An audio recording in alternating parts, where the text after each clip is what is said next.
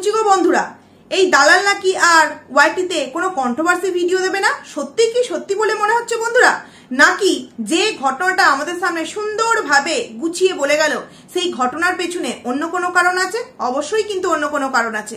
তো পুরোটা তোমাদের সামনে বলবো এই ভিডিওতে। এই ভিডিওটা নো স্কিপ করে কিন্তু তোমরা পুরোটা দেখো।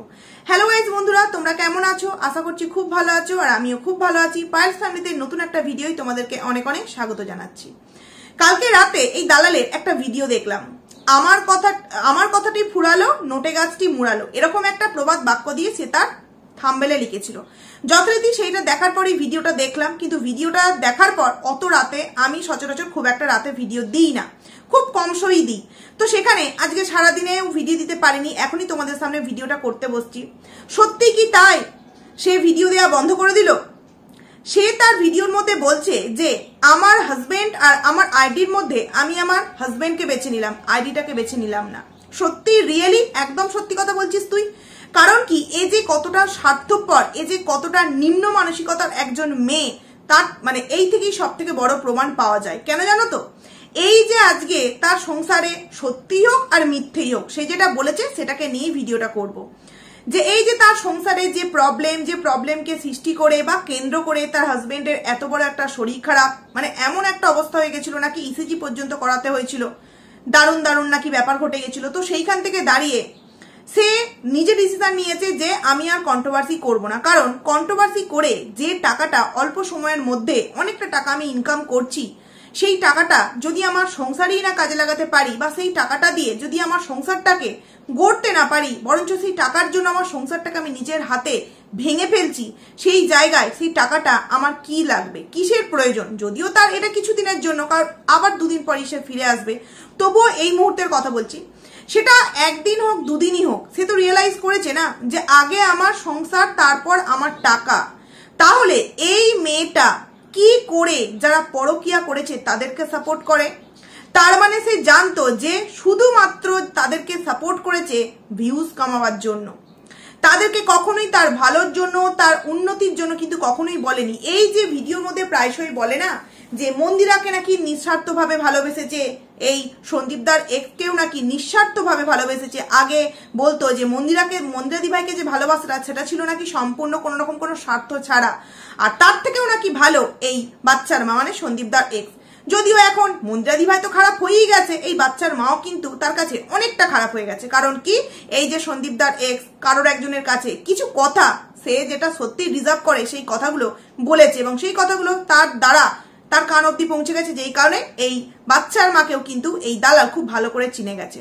তাহলে ভাবো তো বন্ধুরা, যেই মেয়েটা নিজে জানে, প্রতি মুহূর্তে মুহূর্তে বোঝে যে টাকা তো অবভিয়াসলি আমি ইনকাম করব, কিন্তু সেই টাকাটা আমি কোথায় কাজে লাগাচ্ছি? আমার সংসারে যদি সেই টাকাটা আমি কাজে লাগাতে না পারি, তাহলে সেই টাকা উপার্জন করে আমার কি লাভ?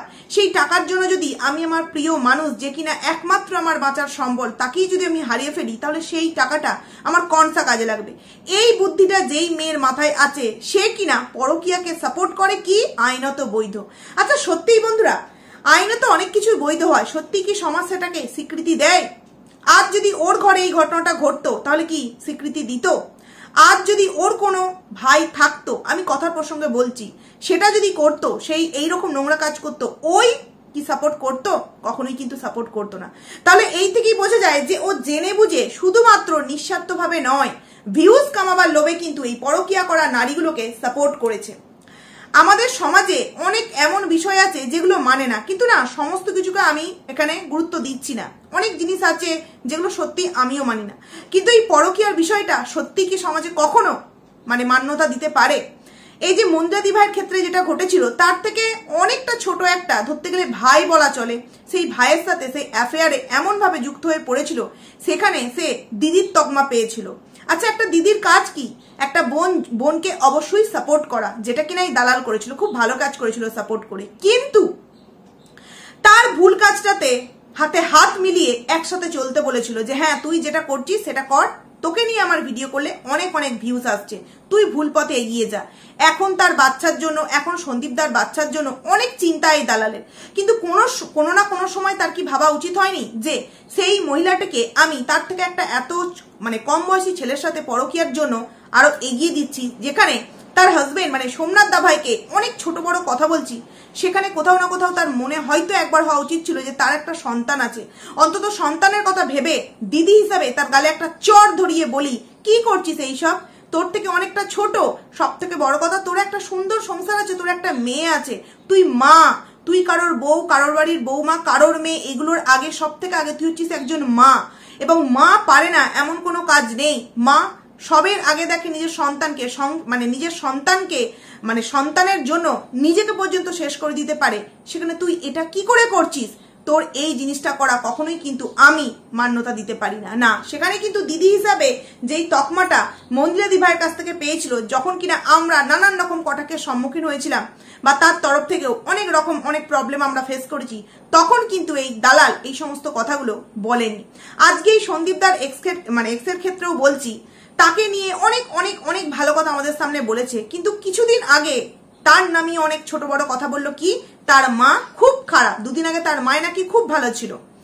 তারপর বলছে যে কি করে পারে যেই মেয়ের লাইফে এতগুলো কেস জর্জরিত হয়ে আছে, তার মা খেতে বসে, শুতে বসে, রান্না করতে বসে, রাস্তায় বেরিয়ে, সব জায়গায় ফোন হাতে রিলস বানাতে পারে, কতটা নোংরা এদের ফ্যামিলি। দাদাকে নিয়ে বলতেও কিন্তু বাদ রাখেনি বন্ধুরা, যে মানে দেখছো তো নিজের লোক কিন্তু নিজের লোক কি বোঝে। এই যে সন্দীপদার এক্স, সে কিন্তু মানে নিজেকে বলেছে, সেই জায়গায় কোনো কিছু বলেনি, কিন্তু দাদা, বাবা, মা যতই তার সাথে খারাপ ব্যবহার করুক না কেন, দালাল যখন সেই কথাটা তার দাদাকে নিয়ে, মাকে নিয়ে বলেছিল, তখন ভিডিওর মধ্যে তাকে পিঞ্চ মেরে দেখিয়ে দিয়েছিল, এই দেখো দাদা এখানে কাজে যাচ্ছে, এই দেখো দাদা 1টার সময় ফিরলো, ওই দেখো দাদা 2টোর সময় ফিরলো। আবার তো কালকের ভিডিওতে খাওয়া নিয়ে আচ্ছা করে রামপাট দিয়েছে এই দালালকে। তাহলে একবার ভেবে দেখো তো, অনেকেই তো ভিডিও করছে কন্ট্রোভার্সি, কিন্তু কার হাজবেন্ডের সাথে নিজের ওয়াইফের কন্ট্রোভার্সির জন্য ঠিক এরকম পরিস্থিতি হচ্ছে, বা কার মাথার উপর এতগুলো কেস অলরেডি ঝুলছে? সেই এমএসএল থেকে আরম্ভ করে এমএস ফ্যামিলি, তারপর আরো অনেকে আছে যেগুলো হয়তো তোমরা কেউই জানো না, শুধুমাত্র দালালের যারা শুভাকাঙ্ক্ষী আছে বা দালালের সাথে যাদের পার্সোনাল যোগাযোগ আছে তারাই জানে যে তার মাথায় এখনো কত কেস ঝুলছে। তবে সত্যিই কি কেসকে অবলম্বন করে তার এই কন্ট্রোভার্সি ছেড়ে দেওয়া, নাকি সত্যি বরকে প্রায়োরিটি দিতে গিয়ে নিজের কন্ট্রোভার্সি আইডিটা শেষ করে দিচ্ছে?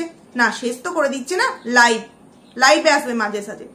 এটাই হচ্ছে সব থেকে বড় একটা মানে মিথ্যা কথা ও যে বলছে তার প্রমাণ। তুমি যদি কন্ট্রোভার্সি নাই করো, সেই আইডি থেকে যদি তোমার ইনকামই না হয়, তাহলে সেই তুমি আইডিটাকে বাঁচিয়ে অবভিয়াসলি রাখবে, কিন্তু লাইভেই বা কেন তুমি আসবে? কারণ কি সে দেবে। এই মুহূর্তে হাজবেন্ডের প্রচন্ড শরীর অসুস্থ, যেই কারণে হয়তো সে এই রকম একটা নাটকীয় কথাবার্তা বলছে। ওই যে একটা কথা আছে না, যে বাঘের পালে গরুর পালে বাঘ পড়েছে, গরুর পালে বাঘ পড়েছে, এই যে একটা কথা আছে না, যখন সত্যিই গরুর পালে বাঘ পড়ে না, তখন কিন্তু আর সেই রাখাল ছেলের পাশে তাকে বাঁচাবার জন্য কেউ আসে না। কারণ কি, প্রত্যেকে জানে যে সে অভিনয় করছে।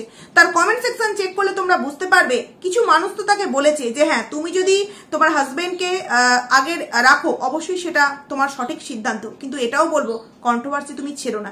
এই যে কথাটা, কন্ট্রোভার্সি তুমি ছেড়ো না, দুদিন পর তোমরা মিলিয়ে নিও। ও আবারও যখন ওর একটু ফ্যামিলির মধ্যে বন্ডিং ঠিক হয়ে যাবে, হাজবেন্ড সুস্থ হয়ে যাবে, টাকার একটু প্রয়োজন পড়বে, যখন দেখবে আমার ডেইলি ব্লগ আইডিতে ভিউজ অতটাও হচ্ছে না, তখন কিন্তু আবারও সে চলে আসবে কন্ট্রোভার্সির জগতে। তখন এসে বলবে, জানো ছাড়তে চেয়েও ছাড়তে পারলাম না, কারণ তোমরা যে আমাকে এতটা ভালোবাসা দেবে সত্যিই বুঝতে পারিনি। কারণ এই নিয়ে প্রায় 4বার এইরকম আইডিতে ভিডিও দেব না একটা কান্না করা ভিডিও আমাদের সামনে এসেছে, কিন্তু ও কি আজকে কোনোদিনও ভিডিও আমাদের সামনে না দিয়ে থাকতে পেরেছে? এটা শুধু দালালের ক্ষেত্রে নয়, আমার মনে হয় প্রত্যেকটা কন্ট্রোভার্সি ক্রিয়েটারের ক্ষেত্রেই যারা এই লাইনে একবার চলে এসেছে, এটা হচ্ছে একটা নেশার মতো। দেখবে ছেলেরা যে সমস্ত নেশা করে বা মেয়েরাও যে সমস্ত যারা পান বা অনেক রকম খায়, মৌরি, তো এইটাও হচ্ছে এই যে আমাদের ভিডিও, এটাও কিন্তু আমাদের একটা নেশা। আমরা কখনো ফ্রি থাকতে পারি না, আমরা আমাদের সংসারের কাজ মিটিয়ে ফোনটা হাতে নিলেই যেটা দেখি এবং দেখে যদি মনে হয় যে এটা ভুল বলছে, এটা মিথ্যে বলছে, সেটা বলার জন্য কিন্তু আমরা ক্যামেরাটা ওপেন করে ফেলি এবং সেটাই ভিডিও হয়ে তোমাদের সামনে কিন্তু আমরা প্রেজেন্ট করি। সেখান থেকে দাঁড়িয়ে এই নেশা থেকে এ কি এত ইজিলি ভাবে বেরিয়ে আসতে পারবে? একদমই নয় বন্ধুরা, এটা জাস্ট ওর একটা নাটক, শুধুমাত্র নিজের ব্লগ আইডিটাকে একটু বেশি করে দাঁড় করাবার জন্য। এছাড়াও আরো একটা পয়েন্ট হতে পারে যে একটা 35-36 হাজারের আইডিতে ভিউজ ডাউন, কারণ এখন প্রত্যেকেরই ভিউজ যাচ্ছে কম, মানে ডাউন যাচ্ছে। আমাদেরই তো 200, 250, 500, খুব বেশি হলে 1000, 2000, এর থেকে বেশি ভিউজ যাচ্ছে না। সেখানে আমরা কি কন্ট্রোভার্সি ছেড়ে দিচ্ছি? সব থেকে বড় বিষয় কি জানো তো, কন্ট্রোভার্সি তো অনেকেই করছে, একে অপরকে নিয়ে ছাড়া কিন্তু কন্ট্রোভার্সি হয় না। এই দালালের পক্ষে মানে দালালের হয়ে কেউ পক্ষে কন্ট্রোভার্সি করে মানে ভিউজ কামাচ্ছে, কেউ আবার বিপক্ষে বলে ভিউজ কামাচ্ছে। আমি খুব কম করেছি তাকে নিয়ে, কিন্তু করেছি টুকটাক, ওই খুব গুণে হবে হয়তো কি 4-5টা ভিডিও তাকে নিয়ে করেছি। কিন্তু করে একে অপরকে না নিয়ে ভিডিও করলে কন্ট্রোভার্সি জগৎ কিন্তু চলে না। সেইখান থেকে দাঁড়িয়ে ও এত ইজিভাবে কন্ট্রোভার্সি ছেড়ে দেবে?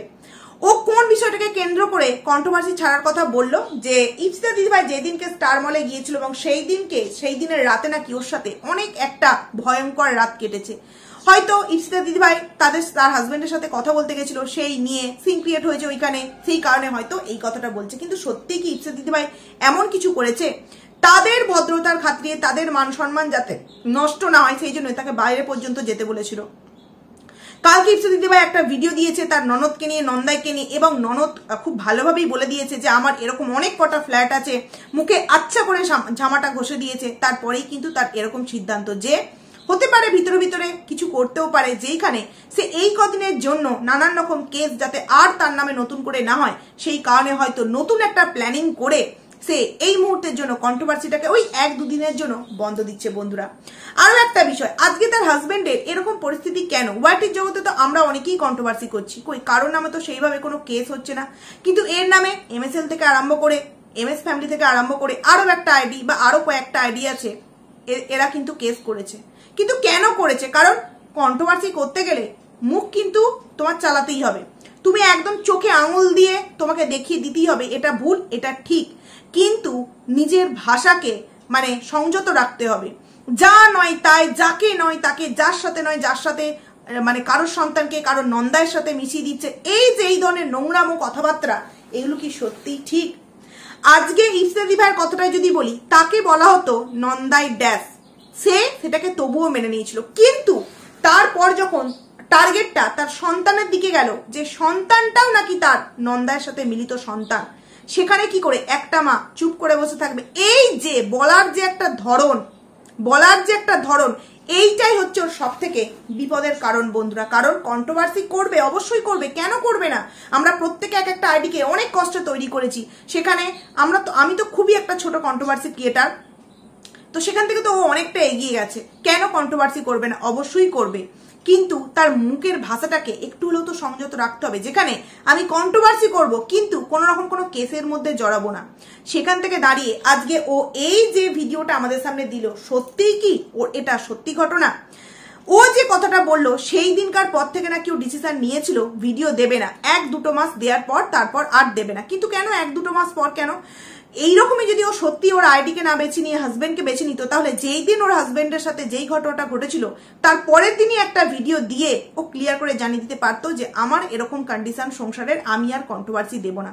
কিন্তু না, সেই ঘটনা ঘটে যাওয়ার পর এতগুলো দিন চলে গেল, এবং তারপর কালকে ইপসিতা দিদিভাই তার নন্দাইকে নিয়ে তোমার অনেক কিছু, নন্দাই এবং ননদকে নিয়ে একটা ভিডিও দিল, যেখানে হয়তো এমন কিছু হতে পারে মুখ একদম চুন হয়ে গেছে, থোঁতা মুখ ভোঁতা করে দিয়েছে ভিডিওর মধ্যে, হ্যাঁ, সেইটা নিয়েও হয়তো নিজেদের মধ্যে কোনো রকম কোনো প্রবলেম হয়েছে, যেই কারণে এই কিছুক্ষণের জন্য হয়তো, মানে ওই 2-1 দিনের জন্য হয়তো ও ভিডিও দিচ্ছে না।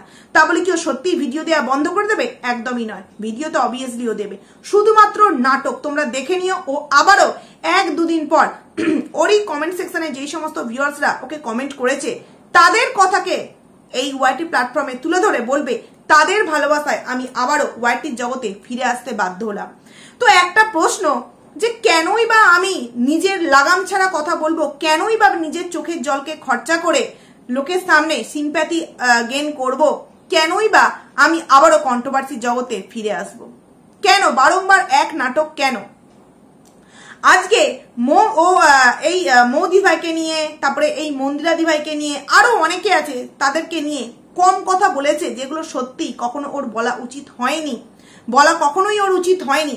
আজকে সন্দীপ দাকে চুল্লু ঘর থেকে আরম্ভ করে তার যে মায়ের পেটটা নর্দমা, ডাস্টবিন, এই যে অনেক মানে কি বলবো উল্টো পাল্টা কথাবার্তা, যেগুলো সত্যিই মেনে নেওয়া যায় না।